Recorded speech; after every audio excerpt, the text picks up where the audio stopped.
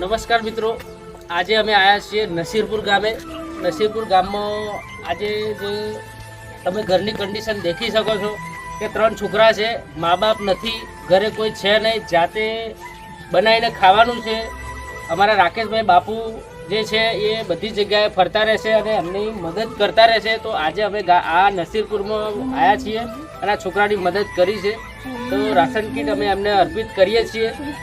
અને બીજી વાત કે આપણે એમની ઘરની કન્ડિશન પ્રમાણે આપણે એમનું ઘરનું બનાવવાનું કામ ચાલુ કરવાનું છે. તો તમારો થોડો ઘણો સપોર્ટ આપજો અમારા રાકેશભાઈને. તો શું કે સારી રીતે એમનું ઘર બની જાય અને છોકરાઓ રહેતા થઈ જાય અને એમની રીતે કામ કરતા થઈ જાય.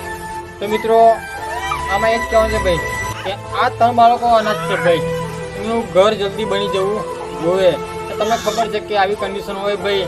હમણાં 2 દિવસ પહેલાં વાવાઝોડું ચાલે છે, બહુ જ પવન ભાઈ જોઈ શકો છો. આ પતરા ઉડી ગયા એમના, આ ઘરની કન્ડિશન તમે જોઈ શકો છો ભાઈ. જલ્દી આપણા ઘર બનાવીશું 3 બાળકોનું.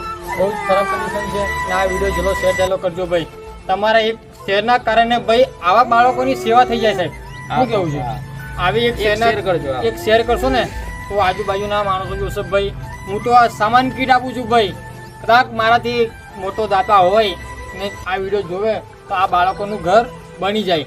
તો ભાઈ એમની બી ઈચ્છા છે કે આવું મસ્ત ઘર ભાઈ બની જાય.